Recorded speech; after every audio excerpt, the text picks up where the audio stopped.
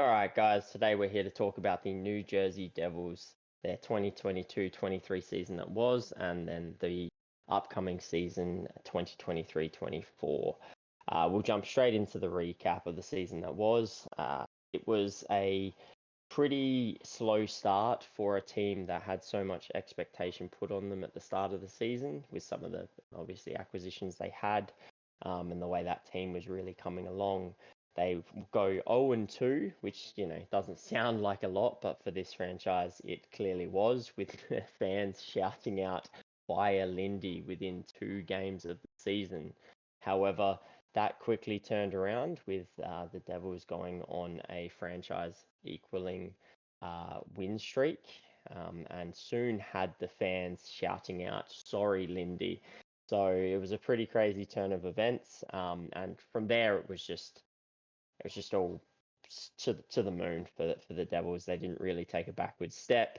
They finished third overall in the league, 112 points, 52 wins, second in the Metro, which is insane when you think about it. A team finishing third overall and still being second in the Metro. It was a lot like the Leafs finishing fourth overall and second in the Atlantic. It really showed you how good those top four teams, two from the Atlantic and two from the Metro, were this season. But yeah, they also pick up the heavily sought after Timo Meyer in a pretty reasonably big trade right at the deadline to bolster their playoff hopes.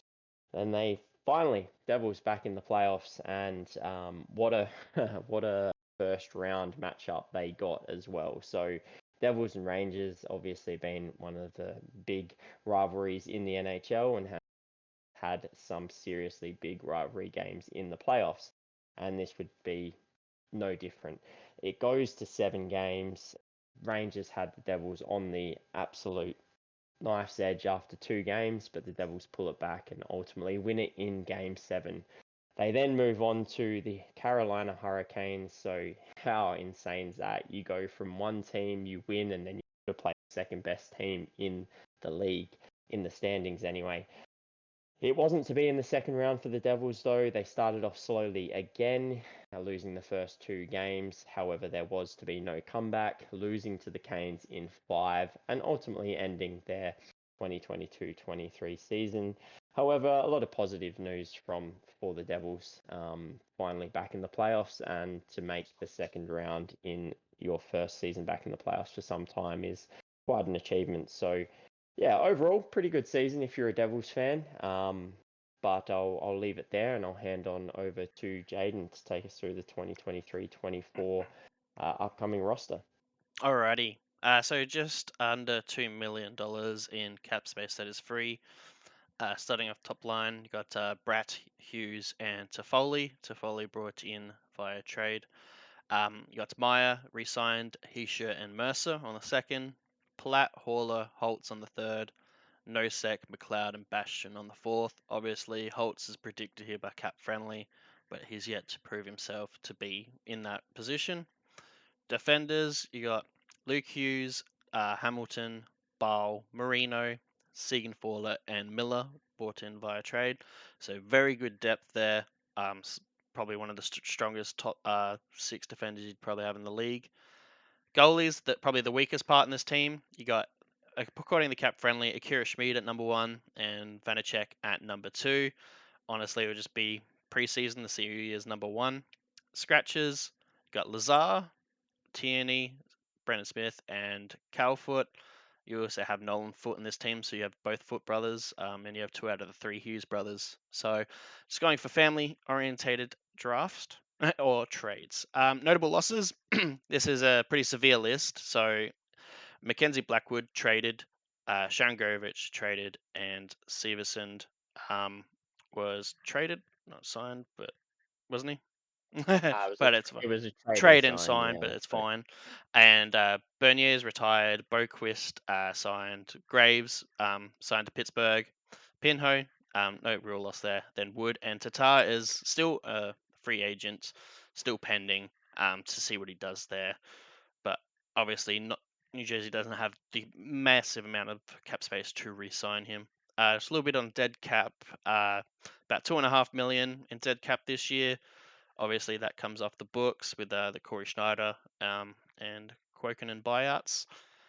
On to last year, just a little stats on the top right there. Power play was 13th in the league at 21.9%. Penalty kill was 4th, 82.6. Goals for 4th at 3.52. And goals against was 8th at 2.71. So above average in all categories, could probably improve that power play. That's why they brought in Timo Meyer at the end of in the trade deadline.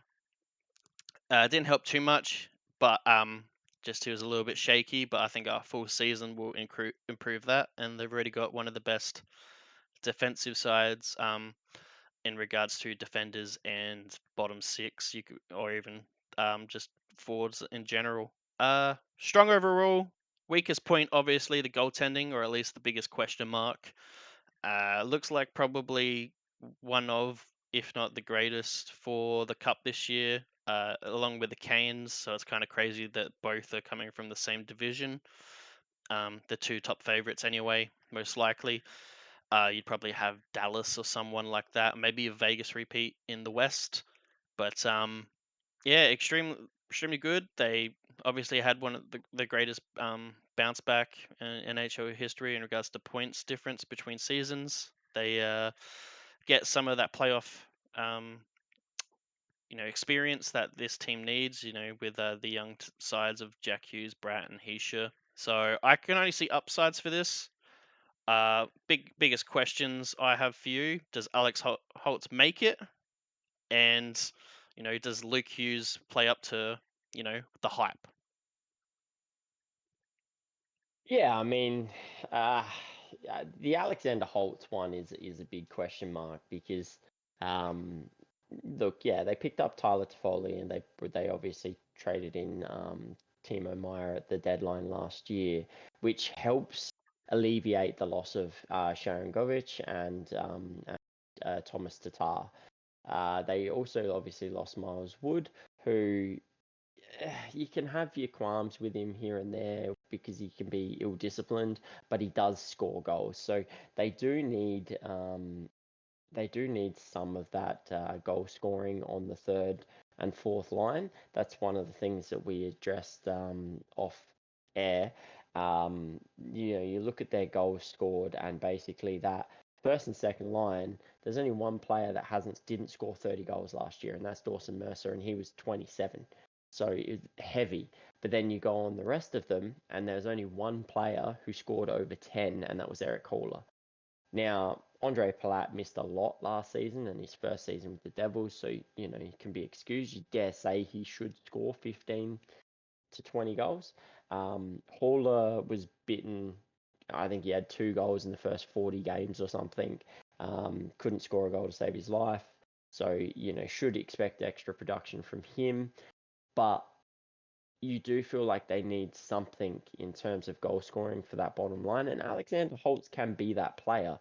The question is will he take the opportunity? Because it's there for him, and it's gonna be there for him. Because I know throughout the organization they want this kid to succeed. They think that he's got the goods.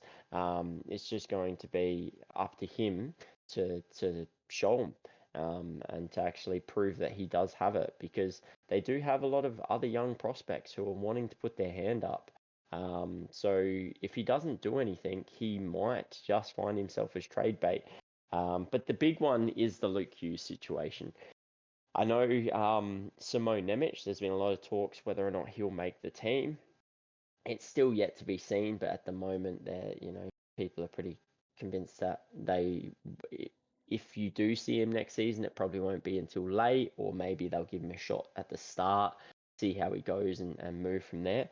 But Luke Hughes, they lose Ryan Graves, they lose Damon Severson, who were two veteran defenders, two big-bodied veteran defenders that defended quite well. Damon Severson cops his slack, but he had a pretty good defensive season last season. So Luke Hughes started off really well. His first 2 games in the end of the season, and then his playoff stuff was pretty on song and showed that he is going to be an absolute star. But the question is can he keep that up?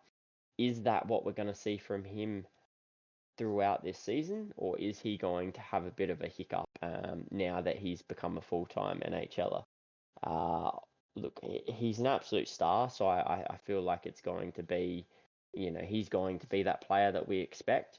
But that's where this team could have some hiccups because you lose the likes of Graves and you lose the likes of Severson. If you don't get similar output to what they did last year, it could spell trouble, especially with that goaltending situation that you alluded to before. Akira Schmid was really good in the playoffs for a bit, and then he had his shockers. Vanacek was absolutely shocking in the playoffs, even though he was phenomenal in the home and away.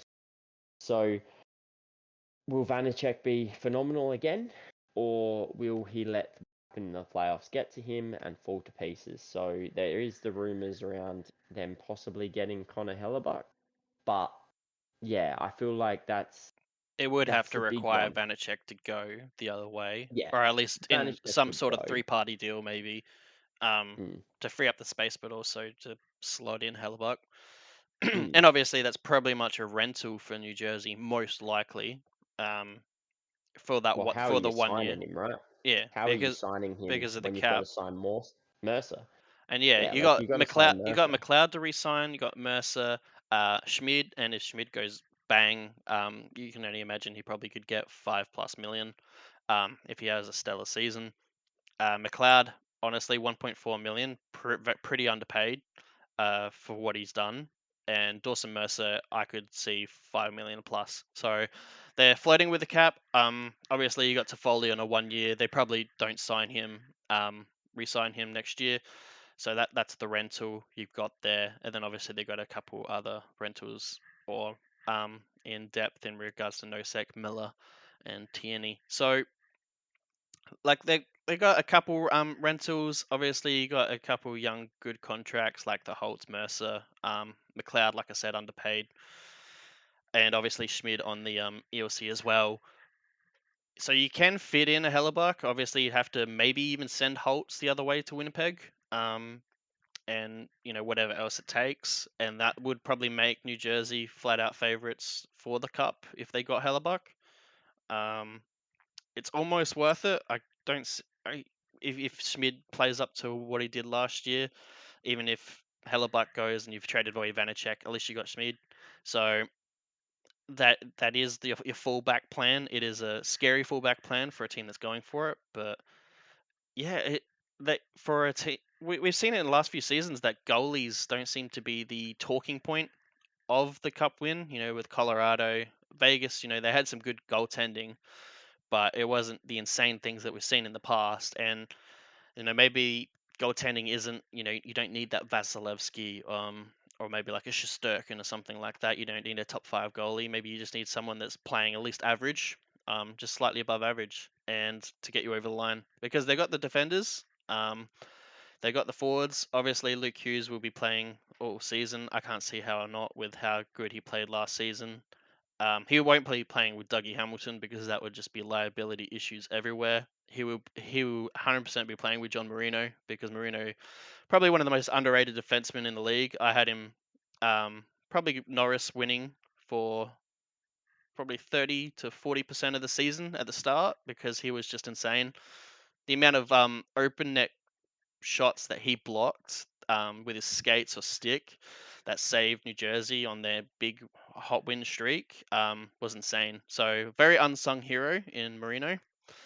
But yeah, it's going to be hard to replace Graves and Severson, with that experience, that size, and you obviously bring in a new face in Miller as well. Or you got your seventh D in Brendan Smith. I know New Jersey Devil fan aren't huge on him, me personally either. But that's what you get for a seventh D. So strong team. Uh, Obviously they got a lot of their core signed up term, so they've got no issues with their core. It's just building around that core, and even some of their you know third liners like Eric Hall, even Palat, even they've signed a term, and it's going to be hard in probably 2 years when they got a lot of the RFA, UFA contracts up. With Luke Hughes, Kevin Bowl in 2025, that's going to be huge, but that's down the road. it's hard to fault this team besides the goaltending. I think that's really it, and maybe like you noted the goal scoring on their bottom six, or at least the bottom line, because you'd expect Palat to score more just because he'd missed so much. Yeah, Horler Horler I was feel a like goal that struck. third line. I feel like that third line can score. Like Hall has scored 20 goals a season Mm, for majority of his career. Um, so and he just had that knack where he was hitting the post and missing open nets constantly. So I feel like he can score 20 goals. Palat with a full season can score 20 goals. mm, It's just that was one of the things like you looked at and you saw, well, that's a concern because if it, that's a lot. It's one of the concerns we've had with the likes of the Leafs and the Oilers. Pure top line and or top two lines where it's just that if they don't do it, nothing gets done. Um, I think the difference is that we know that that third line can score. Palat's yeah. got a history of scoring. Haller's got a history of scoring. Um, Well, their depth Alexander Hall, scorers, they lose Sharon Govich and mm, Miles Wood. They're their depth scorers, and they lose both of them. The rest, like McLeod, Bastion, even Horler in some degrees, are more defensive, or at least two-way forwards. So yeah, they're really like top six attack, bottom six, two-way slash defend. But even like Heisha and Hughes have shown they've got two-way game. Mercer's probably one of the best two-ways wingers that at his age. So they play a great two-way game. Really, there's not anyone Jesper besides maybe Bratt plays yeah. plays a great two-way You game. I you feel like that's you probably that's a got been a big Toffoli and thing. Meyer who are really just the offensive minded players there. And the thing is that in this system that might change because who thought Jack Hughes would be a defensively sound player who actually works back. And it was just one of those things that at the start of his career he wasn't really, and I don't know if it's the coaching staff or if it was him, but he turned around and said himself he went off and worked on that and then brought it to it, and you saw it. And Jesper Bratt, same thing. You know, they Even just getting some something PK about the system. time, even if it's a little bit, they were getting some PK time, which normally your Exactly. star So players don't get. So no, but it just shows you that they weren't just about putting the goals on the board. They were about work back. So it's not just one-way skating about the team. It's that two-way skating, which is really good. It's one of the reasons why they're going to be a ridiculously strong side again this season. mm, But I do feel like that is the big question mark is um, the Graves and Severson losses. How big are they in terms of defensive? Can Luke Hughes and Kevin Ball, because obviously Kevin Ball played half the season last year, but can he play the full 82 games this year? Can Luke Hughes be that superstar? Because if Luke Hughes grows into the superstar we know he's probably going to be this season, all of a sudden the Damon Severson and Brian Graves losses don't mm, seem so bad. But if Luke Hughes stumbles a little bit, as we know some rookies can do, then there might be some question marks around the lack of veteran C with no Graves and no Severson. But yeah. Well, you do have that's Marino, who I think is that unsung oh veteran C, like yeah, that sound defender that has his mm, set head screwed on straight. Siegenthaler is getting up there as well, honestly, with how good he's been playing for how long. But yeah, it is the big concern. If Luke Hughes didn't turn out to be the big talking point, I guess my big three, my big three concerns with this, they had the fifth lowest shots against, which is really good. Shows how good their defense was, with 2,315 shots. But yeah, can it, if it remains, if it increases, does it expose the goaltending more? yeah, And that comes down and, to Vanacek. and a Um, big reason for that as well. yeah, Ryan Graves was yeah, their number one shot blocker, and he's not there anymore. and he goes to Pittsburgh. So honestly, Pittsburgh and New Jersey almost do a Marino for Graves trade in a sense, like logically wise. The other one, Vanacek, if is he just a regular season goaltender? It looks like it with how he keeps choking in the playoffs. And does that make Akira Schmid number one this year?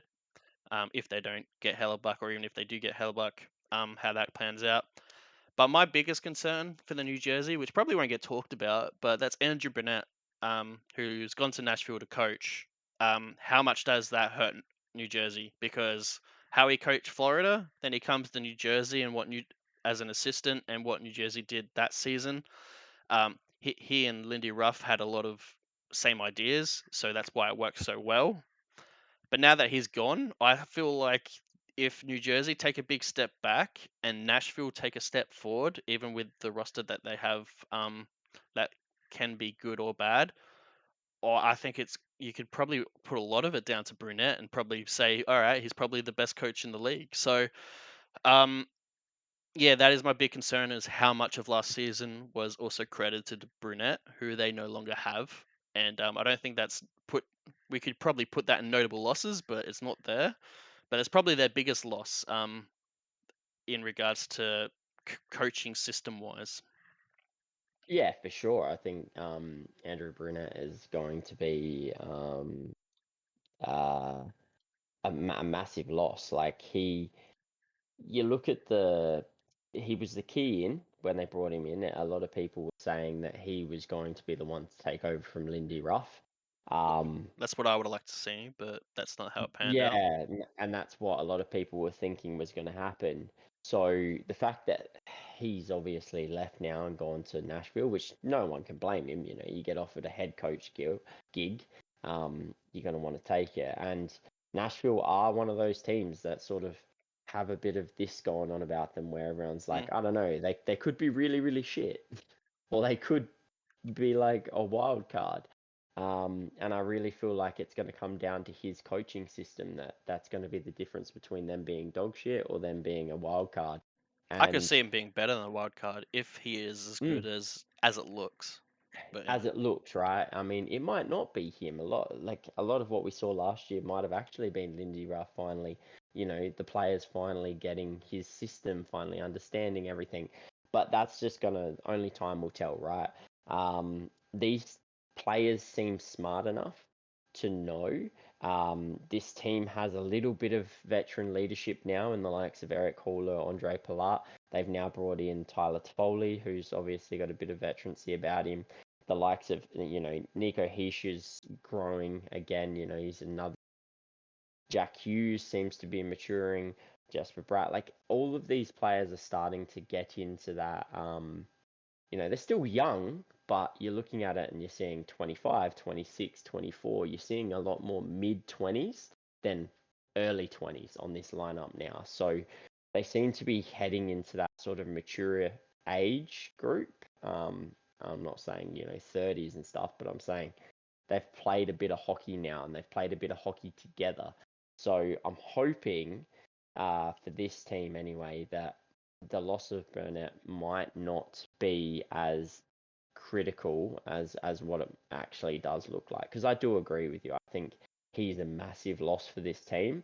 I'm just hoping that what he taught these guys last year, they can hold on to and use it, even though he's not there.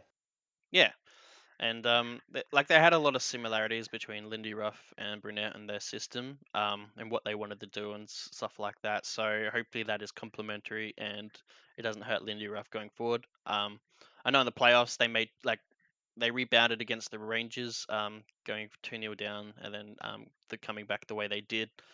It says a lot about the leadership there in regards to coaching and how they were changing it up, and they changed up things that were really good.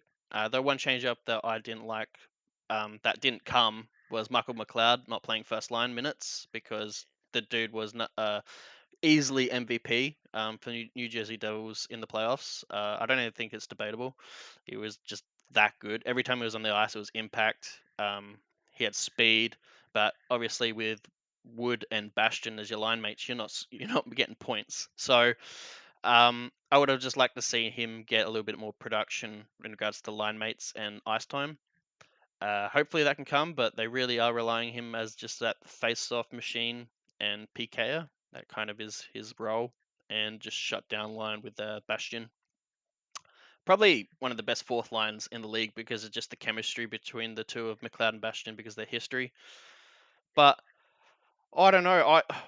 I don't know. Normally, you have to go through a few years of playoffs before you get a cup, and that's what the Canes have done, and that's why Canes, in a lot of people's eyes, are the favorite. I still have New Jersey as my favorite because I feel like there's just a stronger roster. It seems more cohesive in regards to the core.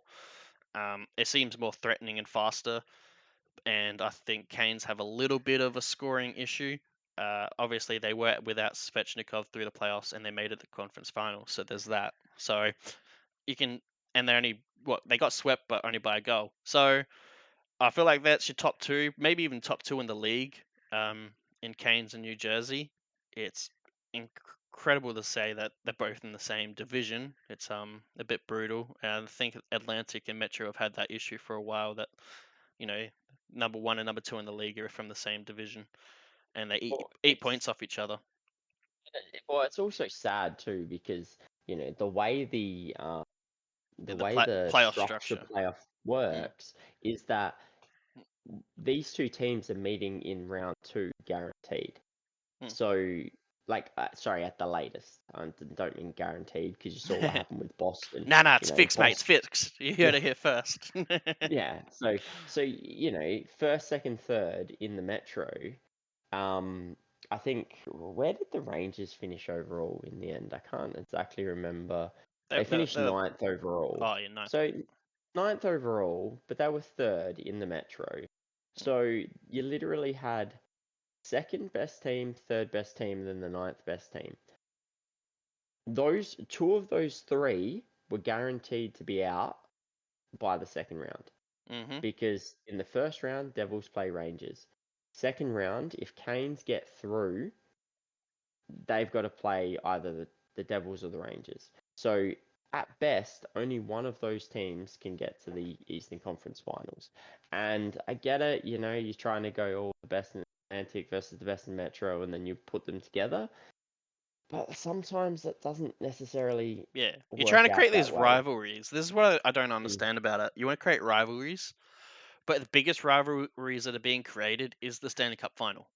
But you never see that anymore. Like the biggest rivalry for this team right now, New Jersey. I know, like Rangers, blah blah blah blah. But it would be LA because of the 2012 Stanley Cup where they were kicked out. Um, you look at this year. It would be Vegas and Florida. Like that's rivalry. But you're not going to see that at all. Really, like the odds are very limited because of just how the structure is, and that those are the biggest rivalries in my opinion. Well, And yeah, that you they're look at banking too much on interdivision rivalries. you look at the top four, right? So the top four in the National Hockey League, Boston, Carolina, New Jersey. Only one of those teams made it to the conference final. Yeah, And they were all from the same. Like, Toronto could have, realistically, they could have made it. But at the end of the day, best case scenario for those top four teams is that they were all going to get, like, and I know no matter what, it was going to happen, but they would have, two of them get knocked out in the second round, mm. worst case scenario, best case scenario. Um, and it's Theor- like, they're your theor- top four yeah. teams. They're your top Theoretically, four teams. your last remaining four teams should be the top four that finish the standings. Theoretically, um, or at least percentage wise, it should happen more often than not that the top four are in the final four. And it just doesn't seem to be the case a lot of the time because of how the system is set up. And you know playoffs, what they changed the rules in the playoffs that it's a completely different game. And I got to be honest, this is probably one of the reasons why everyone's got Canes and New Jersey as favorites. And this even comes to like Toronto as well. The reason why these teams, I wouldn't say struggle in the playoffs, but haven't won it, is because the rules change. Like it's completely different rule set from playoffs to regular season. And the whole memes about like Toronto being kicked out in the first round for so long. Well, why do they dominate the regular season but choke in the playoffs? Well, it's a completely different rule set. You can do whatever you want. You can do a Petrangelo and trying to kill Drysidle and get a game for it. Like, why Okay. wouldn't you? Why wouldn't you sign an $800,000 player and go, hey, there's my Drysdale McDavid. Can you just end their careers for me? And you'll get 2 games for it because you've just killed 2 players. Like it's completely different rule set, and I feel like with how the East is so speedy, they kind of get shut down in the playoffs because it becomes more of a physical game because And they slashing, let everything slashing, go. and all that gets let go, and Hmm. so you got all these speedy players can't be as speedy as they were because they got all these injuries, and it allows the thugs to run amok. So And they want it to be physical because like that's what they build the playoffs to be. You know, that grind, I that just want to see the best physical. team win, legally, Oh, and I exactly. don't feel like And I see that a lot of time. if New it's a Jersey side penalty of in the regular, yeah, penalty in the playoffs. It's yeah. simple as that. Oh, it doesn't matter. It's preseason. You're just out in the rink having fun, or you bloody regular season or playoffs. It should the penalty is a penalty. You call it where it Penalty is. is penalty. Doesn't matter if there's 1 minute left in the third or there's only been 1 minute gone in the whole entire game. You call that goddamn penalty, and they don't seem to do it. And I've seen it done on players where they do something bad, and by the rules it means they're suspended for the next game, but they won't call it the way it is in the rule book so that the person doesn't get suspended. So yeah, I've got a lot of gripes with the way that NHL has been doing stuff. I think a lot of us do. Um, I I think the officiating needs to be looked at in a whole. I think conspiracy hat on Game 6 and 7 was rigged against New Jersey for the Rangers, and the Rangers was just that atrocious in Game 7 that they couldn't win it. Because Game 6 was They were bad. honestly the worst game I've ever seen refed, personally. And I've seen a few games, and that is by downright the worst game I've ever seen officiated. Literally had to go for a walk. I was that angry. Um, and I think there was a game in the Oilers and Kings game that I wasn't too happy with as well. The yes, Kings, yes. a game. I think every Um, team in the playoffs has a game where they're like, "This is bullshit," like, and it just shouldn't be the case. no, it shouldn't, and we shouldn't be sitting here having conversations about, or there's always going to be conversations, sort of a little bit controversial 50-50 calls here and there, but there just seems to be some where you're like, that's been a penalty forever. Why and how called? Or that's a no goal every day of the week. Why was it given a goal? Mm. Like I don't understand. Like we're seeing more of those real controversial sort of decisions get made, and it sort of questions the integrity of the league, and we're seeing it across different sports now as well. I think the NBA rigged freaking boarding codes going around, um, and has been for years. So I'm really hoping Shell's not going down the same path of Yeah. Well, it's worrying because they make so much money off gambling. mm, We see. I'm sick of it, but every ad is a gambling ad when you're watching hockey.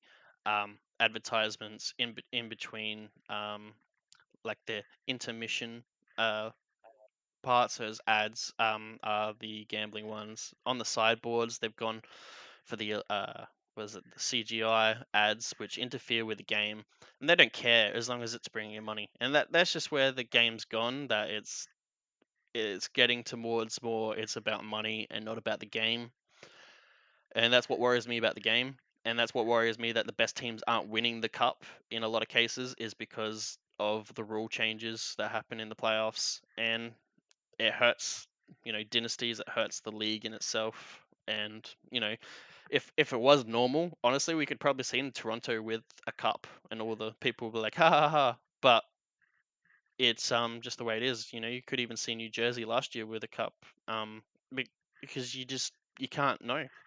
And with how the officiating has been skewed against some teams, at points is just disgraceful. So I'm just saying that because I just have a Game 6 PTSD of just how angry I was personally. Not even just as a New Jersey fan, but just as a fan of the sport. Like it was just so disgraceful to watch. Um, and that's what turned me off from a local sport here in Australia, AFL, was the officiating was that atrocious. No, I no longer watch it because it's just even you watch a non-biased game, it hurts to watch. So yeah, I just hope and that that. I hope the Yeah, NHL doesn't go down that route. no, 100%, because like you could throw that question with New Jersey if they lost that first round, which they didn't, luckily. That would have put a sour on it.